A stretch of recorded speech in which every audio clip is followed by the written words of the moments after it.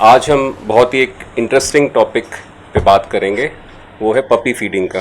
तो आज हमारे साथ है ब्लू, जो कि एक रेस्क्यू डॉग है। अभी तो ये काफ़ी बड़ा हो गया, बिल्कुल रैट की साइज़ का हमको मिला था एक गटर में, तब से हम इसको पाल रहे हैं। तो लोगों में बहुत मिसकंसेप्शन है कि पपी को क्या खिलाना चाहिए, कितनी बार खिलाना चाहिए। तो हर स्टेज पे पपी की फ्रीक्वेंसी जो होती है खाने की, वो चेंज होती है और क्वांटिटी चेंज होती है।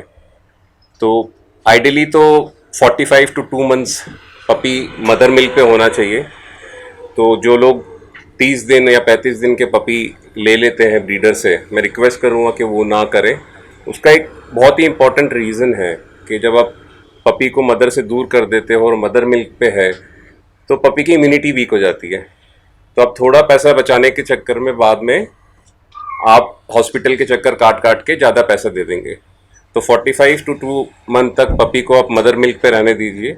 फॉर वॉट एवर रीज़न, अगर मदर मिल्क नहीं दे रही है या मदर मर गई है या पपी एक्सेप्ट नहीं कर रही है, तो इन लोगों का बेबी मिल्क आता है। जैसे सेमोलेक एक कंपनी है, पेटोलेक है, रॉयल कैनाइन है, फिर बीफर का लेक्टॉल है। तो फर्स्ट स्टेज फूड इसे कहते हैं। तो एटलीस्ट 45 डेज तक हम लोग फर्स्ट स्टेज फूड खिलाते हैं, सिमिलर टू जो बच्चों का हमारा सेरेलैक होता है first stage second stage, same dog में भी वैसा ही रहता है। तो फर्स्ट स्टेज सेरेलैक के बाद हम लोग स्टेज 2 सेरेलैक देते हैं, और स्लोली फिर हम लोग जो स्टार्टर फीड आता है या पपी फीड आता है वो हम लोग स्टार्ट करते हैं 2 to 3 मंथ्स के बीच में, डिपेंडिंग पपी आपका कब रेडी है हार्ड फूड लेने के लिए। और हार्ड फूड भी हम लोग उसको गला के थोड़ी देर पानी में सॉगी करके फिर उसको देते हैं। तो puppy up to 3 month they should have at least 5 to 6 meal a day, 4 to 5 hours के गैप में।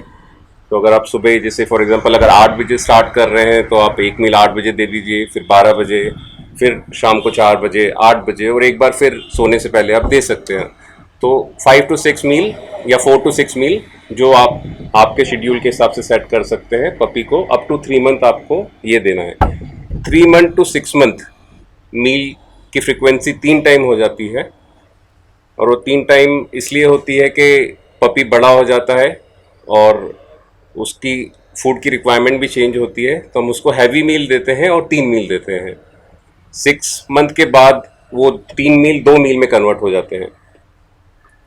उसमें फेज वाइज आपको करना है। जैसे अगर आप 3 मील दे रहे थे और आपको 2 पे शिफ्ट करना है, तो इमीडिएटली आप 2 पे शिफ्ट नहीं करेंगे। आप पपी को मॉर्निंग और इवनिंग का मील की क्वांटिटी थोड़ी थोड़ी बढ़ाते जाएंगे, और आफ्टरनून जो मील है उसकी थोड़ी थोड़ी क्वांटिटी कम करते जाएंगे। तो हफ्ता 10 दिन ऑन एन एवरेज लगता है स्विच ओवर करने में। और जब आपका डॉग 6 मंथ क्रॉस कर गया है, उसके बाद आप उसके 1 मील या 2 मील कर सकते हो, डिपेंडिंग आपको क्या सूटेबल है। और वो मील उसकी साइज़ के हिसाब से होना चाहिए, क्योंकि पपी बहुत जल्दी ग्रो करते हैं। तो अगर आपको किसी ने बोला है कि डॉग को 100 ग्राम देना है, तो 100 ग्राम आप 2 महीने 3 महीने 100 ग्राम नहीं दे सकते, क्योंकि आप अगर ग्रोथ देखेंगे तो पपी हर दिन बढ़ता है। तो उसकी साइज़ और उसकी एक्टिविटी लेवल के हिसाब से आपको आपका खाना प्लस और माइनस करना चाहिए। एक बहुत ही सिंपल तरीका होता है कि आप फूड ज़्यादा दे रहे हो या कम दे रहे हो, वो चेक करने के लिए आप डॉग की बॉडी कंडीशनिंग देखिए। फॉर एग्जांपल अभी आप ये पपी देखेंगे तो ये हल्का सा कर्व इसके पेट पे होगा, तो ये आइडियल वेट है।